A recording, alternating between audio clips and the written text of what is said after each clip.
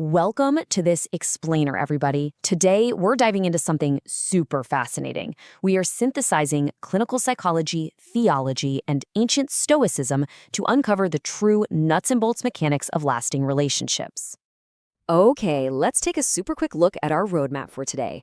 First, we'll hit the miscommunication trap, then unpack why love is a verb, untangle some relationship knots, figure out how to put that love into practice, and finally, wrap things up with the Stoic view of love. All right, let's just jump right in. Section 1. The miscommunication trap. Why words fall short. So, looking at some clinical insights from the Beck Institute, we run into this really fascinating question. Why isn't just saying I love you enough? I mean, it's a huge, powerful phrase, right? But the absence of intentional action can literally turn love into a silent battleground. Without deliberate follow-through, even our deepest feelings just kind of get lost in translation. To put this into perspective, let's look at a clinical case study from the Beck Institute featuring a couple, Sean and Sabrina. Now, they went on a simple shopping trip, but it turned into a massive miscommunication trap. Basically, Sabrina just wanted to decompress by shopping completely alone, while Sean wanted to connect, so he tagged along.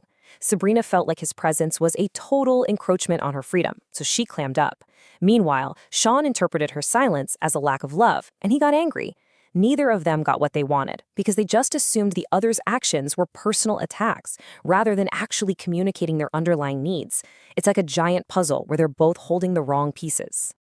Section 2. Love is a verb, the 90s epiphany.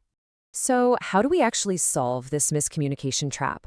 Well, we're turning to a pretty nostalgic source highlighted by Arbor Way Church. Get this, it's a 90s Christian hip-hop track by the group DC Talk. They hit on a profound realization you can literally find just by opening a dictionary. Love is not a thing. It's an action. The lyric goes, I don't care what you say, I don't care what you heard. The word love is a verb.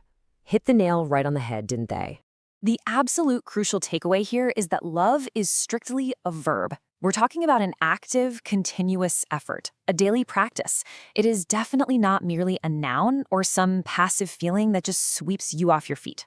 Grasping this fundamental shift, that's a real game changer, and it perfectly sets us up for an incredibly actionable toolkit. Section 3. Untangling Relationship Knots, the Clinical Toolkit.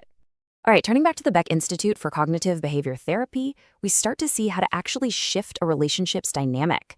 You know, couples can so easily end up operating totally in the dark, feeling completely isolated by all these unsaid expectations, exactly like Sean and Sabrina.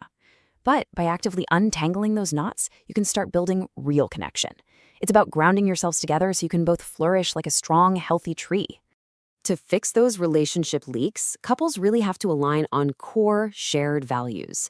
We're talking about things like commitment, forgiveness, and resilience, because actually our personal expectations are really just reflections of these deeper concepts. Think about it. If you expect space, you're valuing autonomy. If you expect time together, you're valuing connection. The Beck Institute points out that identifying these shared values is absolutely key. It helps you listen for where your partner is hurting rather than just instinctively reacting to their behavior.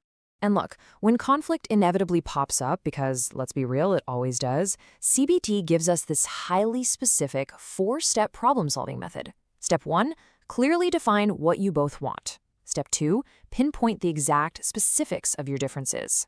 Step 3, brainstorm solutions together. And Step 4, select a mutually satisfying alternative.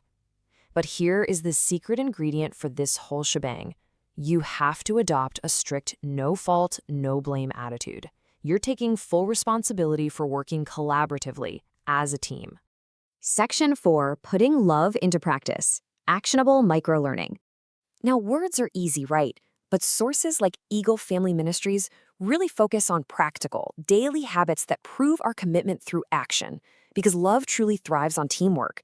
Showing respect is obviously foundational, but making an effort daily, like, I don't know, tackling a household chore without being asked, that makes a massive difference. You've got to communicate early, before the frustration boils over.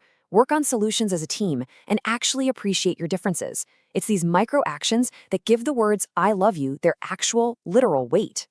And hey, because every single one of us messes up sometimes, Eagle Family Ministries offers a 4-step apology that creates a really fantastic rhythm right alongside those CBT steps we just talked about. First, acknowledge the hurt you caused.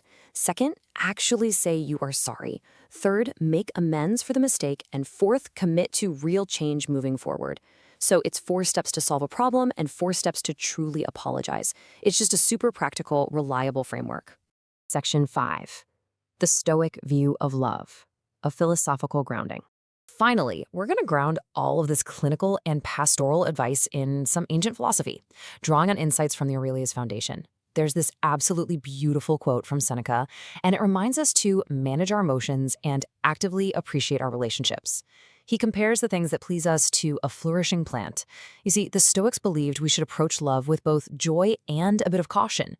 We need to tend to it daily and make the absolute most of the present moment because, well, nothing lasts forever without intentional care.